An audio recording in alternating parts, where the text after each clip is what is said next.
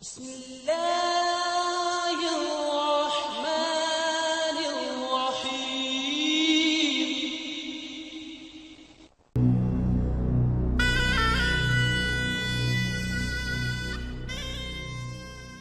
السلام علیکم ورحمۃ اللہ وبرکاتہ.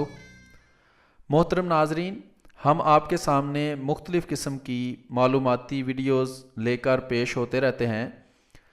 آج ہم آپ کے سامنے ایک ایسی ویڈیوز کی سیریز پیش کریں گے جس میں حضرت مسیح موعود علیہ الصلاۃ والسلام کے ذریعے جو کسر صلیب کا کام کیا گیا ہے، یعنی مسیحیوں کرسچنز کے جو جھوٹے اور باطل عقائد ہیں وہ پیش کیے گئے ہیں، اور ان کا ساتھ رد بھی پیش کیا گیا ہے.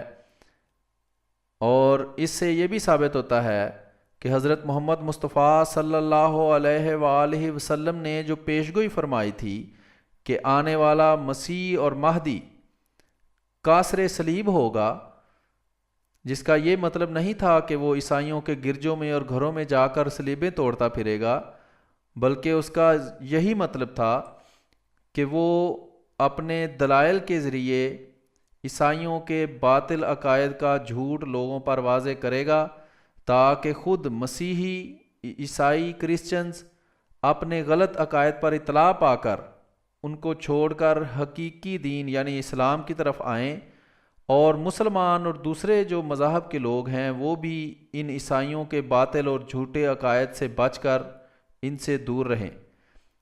اس ویڈیوز کی سیریز کے 18 حصے ہیں، جو ہم تقریباً ہر ویڈیو آدھے گھنٹے کی ہوگی، اور یہ چھوٹا سا تعارف ہر ویڈیو کے پہلے ہوگا، اس کے بعد ہم یہ ویڈیو پیش کریں گے. تو آئیے اس ویڈیو کو سنتے ہیں.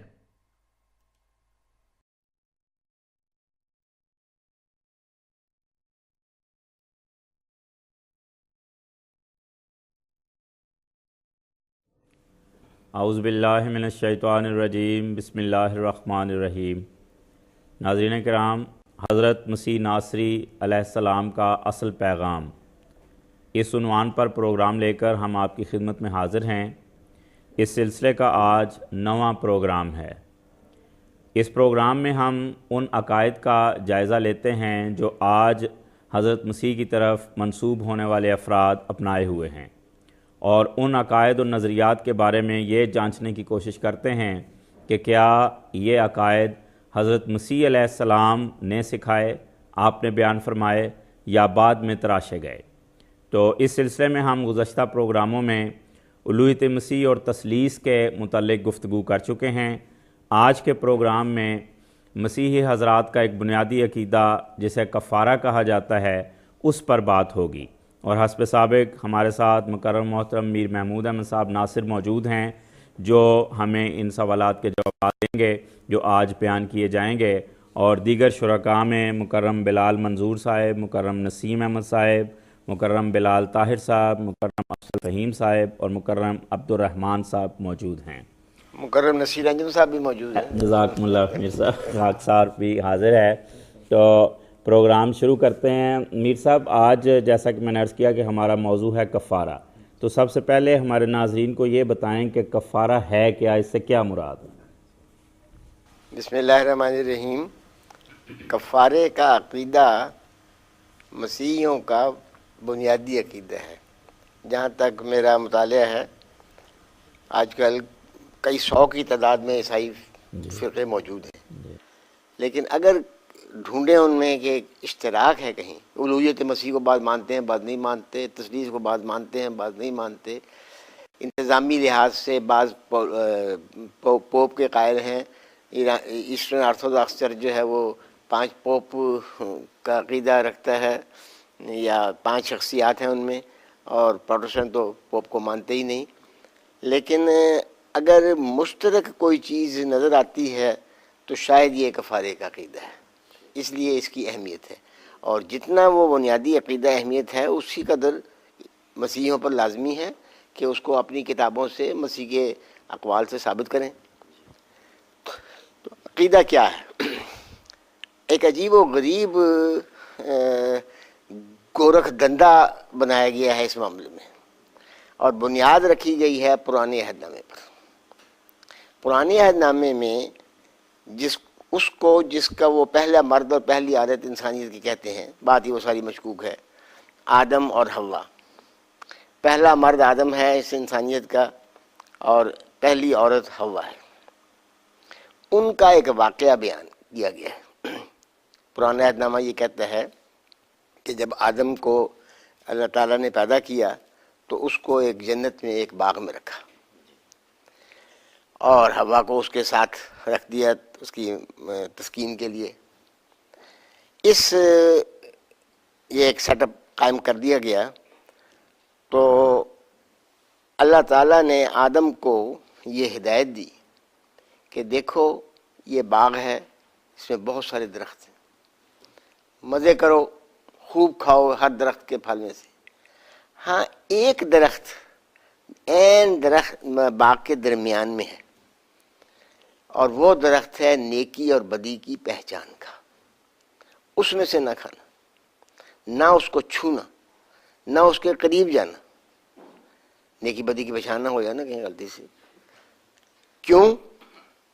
اللہ تعالیٰ نے، یا یوں کہیں کہ بائبل کے خدا نے ہدایت دی آدم کو کہ دیکھو اس میں سے نہ کھانا، نہ اس کے پاس جانا، نہ اس کو چھونا، کیونکہ جس دن تم نے اس کو چھوا یا اس کا پھل کھایا تو مر جاؤ گے۔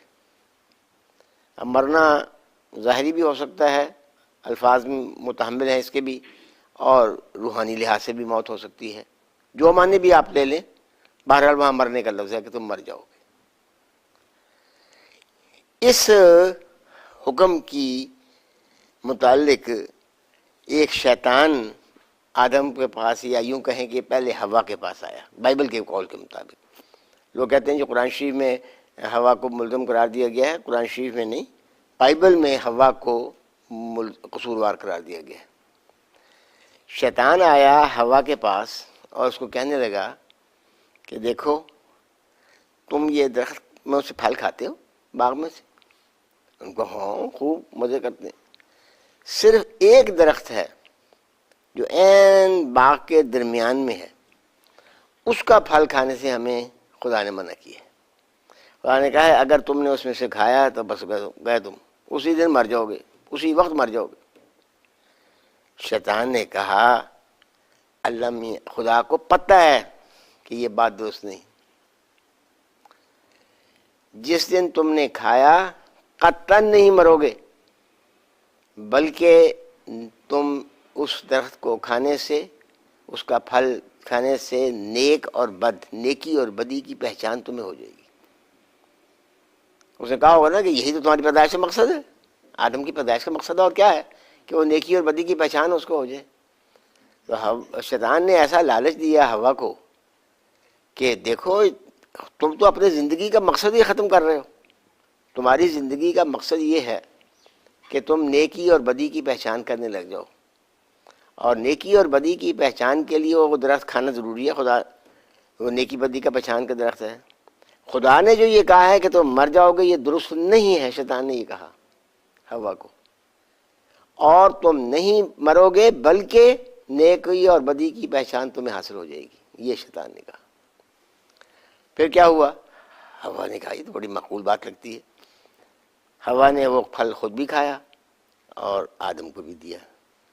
آدم کو پتہ تھا یا نہیں یہ ایک الگ بحث ہے، لیکن بہرحال آدم کو بھی دیا، آدم نے بھی کھایا، اور آدم اور حوا کو نیک اور بد کی پہچان ہو گئی اور وہ زندہ رہے۔ اس کے بعد خدا تعالیٰ آیا باغ میں۔ ان کا نتیجہ کیا ہوا کہ ان کے کچھ عیوب ظاہر ہو گئے، یا ان کے کوئی ننگ ظاہر ہو گئے۔ تو خدا نے کہا آدم کہاں ہو، حوا کہاں ہو؟ وہ درختوں میں چھپے ہوئے تھے۔ انہوں نے کہا تمہیں کیا ہوا کہ تم چھپے کیوں ہوئے ہو؟ انہوں نے کہا یہ ہمارے عیوب ظاہر ہو گئے، ہمارے رنگ ظاہر ہو گئے۔ وہ یہ کس طرح؟ وہ ہم نے وہ پھل کھا لیے، ہمیں نیکی اور بدی کا پتہ لگ گیا۔ تو خدا نے کہا فرشتوں کو یا عیسائی کہتے ہیں کہ اقانی میں ثلاثہ کو، کہ آج آدم اور حوا نیک اور بد کی پہچان میں ہماری طرح ہو گئے. خدا نے کہا تھا یہ پھل نہ کھانا ورنہ تم مر جاؤ گے، جسمانی طور پر مر جاؤ گے یا روحانی طور پر مر جاؤ گے. ہوا کیا؟ نہ آدم مرا نہ حوا مری، نہ ظاہری طور پر مرے نہ جسمانی طور پر مرے. شیطان نے کیا کہا تھا؟ خدا جانتا ہے کہ تم بالکل نہیں مرو گے، تم زندہ رہو گے اور نیک اور بد کی پہچان کرنے لگ جاؤ گے. بات کس کی سچی نکلی اور کس کی جھوٹی نکلی؟ خدا کی بات جھوٹی نکلی نعوذ باللہ، اور شیطان کی بات سچی نکلی. یہ تھا وہ گناہ جو آدم نے اور حوا نے کیا. اب اس کے بعد اس سے ایک اور استنباط آگے عیسائی کفارے کے حق لیے کرتے ہیں. عیسائی یہ کہتے ہیں کہ دیکھو آدم نے جو گناہ کیا وہ اس تک محدود نہیں رہا، بلکہ اس کی نسل میں چلا، اور ہر شخص جو آدم کی نسل میں سے ہے سوائے مسیح کے وہ گناہ گار ہوا. کیوں گناہ گار ہوا؟ کیونکہ وہ اس کی نسل میں سے ہے. یہ ایک الگ بات ہے، اب آگے آگے چل کے ہم بات کریں گے کہ کیا ایک آدمی جو گناہ کرے اس کا بیٹا بھی گناہ گار ہو جاتا ہے یا نہیں. کوئی دنیا کا عدل کا نظام اس کو تسلیم کرتا ہے یا نہیں، یہ ابھی آگے چل کر انشاءاللہ اگلے پروگراموں میں باتیں ہوں گی. ابھی ہم یہ دیکھ رہے ہیں کہ واقعہ کیا ہوا. عیسائیوں کے قول کے مطابق پرانے عہد نامے کے اس واقعہ میں یہ بتایا گیا ہے کہ آدم اور حوا کے گناہ نے گناہ کیا، وہ گناہ ساری انسانیت نے انسداد کر دیا. بڑا ہو یا چھوٹا ہو، کالا ہو یا گورا ہو، افغانستان میں رہتا ہو یا جرمنی میں رہتا ہو، کوئی فرق اسے نہیں پڑا، کیونکہ ساری دنیا جو ہے یہ آدم کی اولاد ہے. اس موضوع پر بھی ہم بات کریں گے، اور اس کی وجہ سے یہ گناہ جو ہے وہ ساری دنیا گناہ گار ہو گئی. اب اللہ میاں کو رحم بھی آتا ہے، اللہ میاں کو گناہ کو دیکھ کر سزا دینے کا شوق بھی ہے. اب کیا کیا جائے؟ آدم نے گناہ کیا، ساری انسانیت گناہ گار ہو گئی. اس گناہ کو اگر اللہ تعالیٰ معاف کرتا ہے تو انصاف کے تقاضے پورے نہیں ہوتے. سمجھا انہوں نے یہ ہے کہ انصاف کے تقاضے کیا ہیں کہ مجرم کو سزا دی جائے، یہ عدل کے تقاضے پورے نہیں ہوتے. اور اگر خدا تعالیٰ رحم کرتا ہے اور معاف کر دیتا ہے تو سزا کے تقاضے پورے نہیں ہوتے، اور اگر سزا دیتا ہے تو اللہ تعالیٰ رحم کرنے والا. بڑی مشکل اللہ کو پڑ گئی، خدا کو بڑی مشکلات. اب کیا کریں؟ پھنس گئے بالکل. اب کریں کیا؟ اچھا خدا نے سوچا کہ میرا ایک بیٹا ہے، اگر وہ راضی ہو جائے تو وہ اس کو بھیجتے ہیں، وہ تکلیفیں اٹھا لے دنیا میں، وہ صلیب پر لٹکایا جائے، اس کو یہودی جو ہیں وہ کوڑے ماریں، اس کے منہ پر تھوکیں، اس کے اوپر ظلم کریں، وہ یہ دکھ اٹھا لے. تو اس دکھ کے اٹھانے کے نتیجے میں چونکہ سزا کسی کو مل گئی اس گناہ کی، لہذا سزا ملنے کے نتیجے میں سزا کا تقاضا، عدل کا تقاضا، انصاف کا تقاضا پورا ہو گیا. اب اللہ تعالیٰ معاف کر دے گا، رحم کر دے گا. تو یہ ہے عیسائیوں کا عقیدہ کفارے کے بارے میں. تو میر صاحب آگے چلتے ہیں کہ کیا بائبل کی روح سے اس کے ہر پہلو پہ ہم انشاءاللہ تفصیلی جائزہ لیں گے، لیکن آغاز یہاں سے کہ کیا بائبل کی روح سے آدم گناہ گار ثابت ہوتا ہے؟ بائبل کی روح سے آدم گناہ گار ثابت ہو یا نہ ہو، سوال یہ ہے کہ یہ سارا واقعہ جس طرح بتایا گیا ہے انتہائی حد درجہ مشکوک واقعہ ہے. پہلی بات تو یہ ہے کہ اس واقعہ کے روح سے، جیسا کہ میں نے کہا، نعوذ باللہ یہ ثابت ہوتا ہے کہ خدا جھوٹ بولتا ہے. نعوذ باللہ یہ ثابت ہوتا ہے کہ شیطان سچ بولتا ہے، نعوذ باللہ یہ ثابت ہوتا ہے کہ حوا نے گناہ کر کے آدم کو بھی اس میں پھنسا لیا۔ اب یہ ساری بات مشکوک ہے، خدا جھوٹ بول سکتا ہے؟ دھڑلے سے اس میں لکھا ہوا ہے کہ شیطان نے دھڑلے سے کہا کہ دیکھو آدم، خدا نے یہ تو منع کیا ہوا ہے جملے سے، خدا کو پتہ ہے، خدا جانتا ہے کہ یہ نیکی اور بدی کا درخت ہے، یہ موت کا درخت نہیں ہے۔ سارا واقعہ جو ہے وہ بتا رہا ہے کہ یہ واقعہ اس طرح ہو ہی نہیں سکتا۔ اگر کوئی انٹرپریٹیشن اس کی تمثیلی رنگ میں، استعارہ کے رنگ میں، مجاز کے رنگ میں ہو سکتی ہے تو ٹھیک ہے، ورنہ مثلا پہلا پوائنٹ یہ ہے کہ آدم نے گناہ کیا ہی نہیں۔ گناہ تو کیا ہے نعوذ باللہ اللہ تعالیٰ نے، جھوٹ بول کر، جھوٹا دھوکہ دے کر۔ شیطان نے بھی گناہ نہیں کیا، شیطان تو بڑا نیک نکلا کیونکہ اس نے جو کہا صحیح نکلا ہوگا۔ پھر دوسری جو اس میں ایک واقعہ مشکوک ہو جاتا ہے وہ یہ ہے کہ جب خدا منع کر رہا ہے درخت کھانے سے تو کہتا ہے کہ دیکھو تم نے نیکی اور بدی کا وہ جو درخت ہے درمیان میں وہ نہیں کھانا، اور اسی درخت کے متعلق یا ایک اور درخت کے متعلق ساتھ ہی کہا جاتا ہے۔ یہ ایک تذبذب ہے مسلسل واقعہ میں۔ پوائنٹ ہمارا یہ ہے کہ بائبل کا یہ واقعہ جو ہے یہ سارا مشکوک ہے، کیونکہ ایک طرف لکھا ہے کہ نیکی اور بدی کا درخت نہیں کھانا، دوسری طرف کہتا ہے خدا کہ اس نے نیکی اور بدی کا درخت کھا لیا، اب یہ زندگی کا درخت بھی نہ کھا لے اور ہمیشہ زندہ رہے۔ ایک درخت کھانے سے ہمیشہ کی زندگی مل جاتی ہے، اس درخت کا پھل کھانے سے ہمیشہ کی زندگی مل جاتی ہے، اس کو اس باغ سے نکالو۔ تو یہ ایک مسلسل تذبذب چل رہا ہے کہ درخت ایک تھا یا درخت دو تھے۔ کبھی لگتا ہے کہ درخت ایک تھا اور دونوں میں ہی نیکی اور بدی کی صفات اور حیات کی صفات پائی جاتی تھی، اور کبھی لگتا ہے کہ نہیں دو درخت تھے، ایک درخت کا پھل اس نے کھا لیا لہٰذا اس کو جنت سے نکال دیا گیا۔ تو یہ بھی ایک ایسا تذبذب ہے جو یہ بتاتا ہے کہ یہ واقعہ اس طرح ہو ہی نہیں سکتا اگر بائبل خدا کا کلام ہے۔ خدا کا کلام نہیں ہے، انسانی کہانیاں ہیں، افسانے ہیں، پھر تو ٹھیک ہے۔ مرنے کے میں نے بتایا دو معنی ہو سکتے ہیں، یا روحانی لحاظ سے تو آدم روحانی لحاظ سے بھی نہیں مرا، اس لیے نہیں مرا کہ نیکی اور بدی کی پہچان تو کوئی موت نہیں ہے، نیکی اور بدی کی پہچان تو بڑی اچھی بات ہے، اور اگر روحانی ظاہری لحاظ سے مرنا تو وہ بھی نہیں مرا۔ تمثیلی کلام سارے کا سارا اگر مان لیا جائے کہ یہ خدا کا کلام ہے، اول تو بات ہی مشکوک ہے، یہ خدا کا کلام ہے ہی نہیں، ہو ہی نہیں سکتا، جس میں خدا کو جھوٹا کہا گیا ہے، شیطان کو سچا کہا گیا ہے، حوا کو مجرم قرار دے کر آدم کو ذمہ وار قرار دیا گیا ہے، حالانکہ آدم کو پتہ بھی نہیں تھا شاید کہ جی میں یہ پھل کون سا دے رہی ہے مجھے، وہ تو بیوی نے صبح ناشتہ لگا دیا کھا لیا۔ ہماری بیویوں کی طرح تو نہیں تھی کہ ناشتہ ان کو بنا کے دینا، ہوا تو آدم کو ناشتہ بنا کے رکھتی تھی۔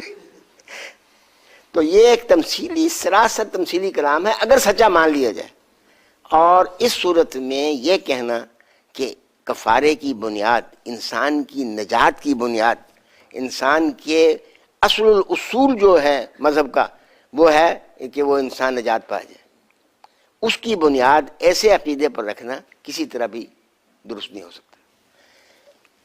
باقی یہ رہا کہ یہ مانا جائے کہ آدم یہ پہلا انسان تھا اور حوا پہلی عورت تھی، جس طرح کہ بائبل میں اس واقعے میں، وہ ساری بات مشکوک ہے۔ آج کل تو وہ 37 لاکھ پرانی وہ ڈھانچے نکل چکے ہیں، اور یہ کہہ رہے ہیں کہ جی وہ آدم جو تھا وہ پہلا انسان تھا اور حوا پہلی عورت تھی، اور اس نے گناہ کیا، اس کی وجہ سے ساری انسانیت گناہ گار ہوئی۔ تو ساری بات ہی مشکوک ہے۔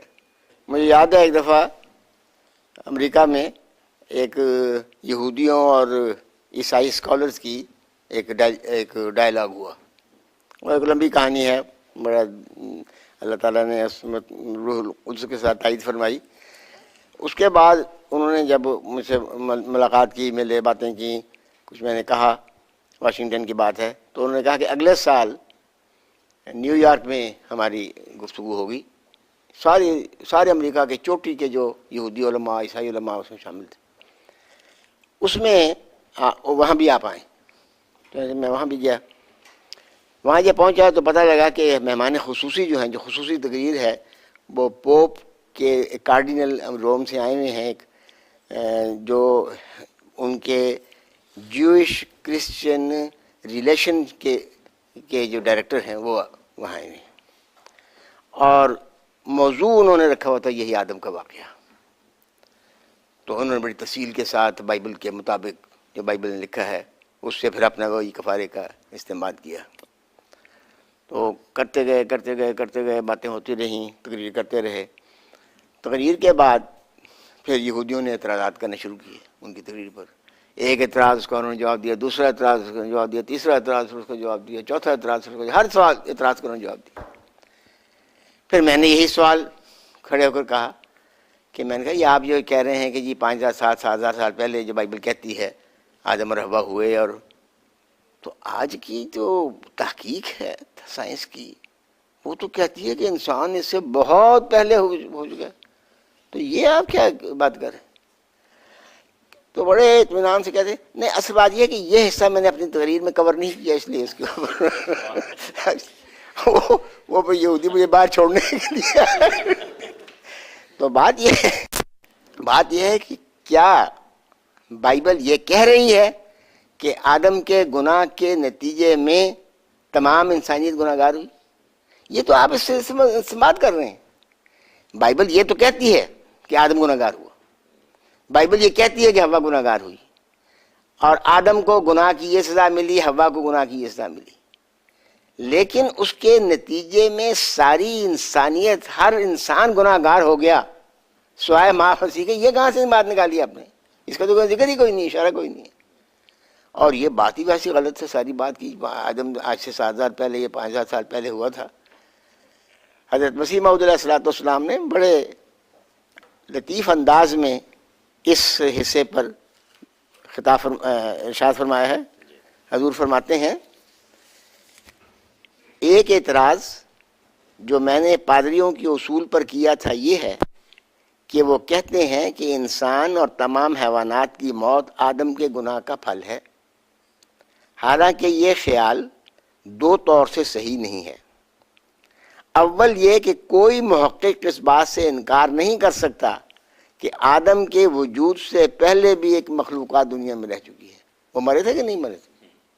وہ فوت ہوئے تھے کہ نہیں فوت ہوئے تھے؟ وہ فوت نہ ہوئے تھے تو یہ دنیا میں رہنا مشکل ہو جاتا، اور وہ مرتے بھی تھے۔ اس وقت نہ آدم موجود تھا اور نہ آدم کا گناہ، بس یہ موت کیوں کر پیدا ہو گئی۔ دوسرے یہ کہ اس میں شک نہیں کہ آدم بہشت میں بغیر ایک منع کیے ہوئے پھل کے اور سب چیزیں کھاتا تھا، بس کچھ شک نہیں کہ وہ گوشت بھی کھاتا ہوگا۔ اس صورت میں بھی آدم کے گناہ سے پہلے حیوانات کی موت ثابت ہوتی ہے، اور اگر اس سے بھی درگزر کریں تو کیا ہم دوسرے امر سے بھی انکار کر سکتے ہیں کہ آدم بہشت میں ضرور پانی پیتا ہوگا؟ وہ بہشت کیا ہوئی جہاں پانی نہ ہو، کیونکہ کھانا اور پینا ہمیشہ سے ایک دوسرے سے لازم پڑے ہوئے ہیں، اور تب بھی تحقیقات سے ثابت ہے کہ ہر ایک قطرے میں کئی ہزار کیڑے ہوتے ہیں۔ یا پانی پیتے ہیں تو کئی ہزار کیڑے مر جاتے ہیں ساتھ ہی۔ بس کچھ شک نہیں کہ آدم کے گناہ سے پہلے کروڑہا کیڑے مرتے تھے۔ بس اس سے بہرحال ماننا پڑتا ہے کہ موت گناہ کا پھل نہیں، اور یہ امر عیسائیوں کے اصول کو باطل کرتا ہے۔ تو کفارے کا عقیدہ نمبر 1 اس واقعہ پر مبنی ہے جو واقعہ پرانے عہد نامے میں بیان ہے، جو واقعہ اپنی تفاصیل کے لحاظ سے حد درجہ مشکوک ہے۔ اور دوسری بات یہ کہ اگر مان بھی لیا جائے کہ اس کے کوئی معنی ہیں، تو یہ کہنا کہ پھر اس آدم کے گناہ کے نتیجے میں کرے داڑھی والا پکڑا جائے مونچھوں والا، یا الٹا ہوتا ہے کرے مونچھوں والا بڑا پکڑا جائے داڑھی والا۔ تو آدم کے گناہ کے نتیجے میں آپ نے تو آدم کو دیکھا بھی نہیں، کیوں کیا تھا غلطی؟ بھائی اسے پوچھتے ہم کہ بھائی کیوں کی تم نے غلطی ہمیں بتا دیا؟ آدم کے گناہ کے نتیجے میں میرا کیا قصور ہے؟ اگر آدم نے گناہ کیا تھا تو اس کو سزا دو بڑی خوشی سے، مجھے کوئی اعتراض نہیں۔ حوا نے گناہ کیا تھا تو ضرور سزا دو اس کو، اس قابل ہے وہ۔ لیکن हवा और आदम के गुनाह के नतीजे में मेरा और मेरी माँ का, मेरा और मेरी बीवी का क्या कसूर है? कोई कसूर नहीं। तो ये सारी बात ही मशकूक है, और उसके नतीजे में फिर कहना कि फिर मसीह की शरीफ से होगी, वो हम आइंदा इंशाअल्लाह बात करेंगे। ये सारी कहानी बनाई गई है और नए अहदनामे में इसका कोई जिक्र नहीं है। जी, बहुत शुक्रिया, जज़ाकुमुल्लाह अहसनुल जज़ा। तो नाज़रीन किराम, कफ़ारे के मौजू पर आज हमारा पहला प्रोग्राम यहाँ पर ख़त्म होता है।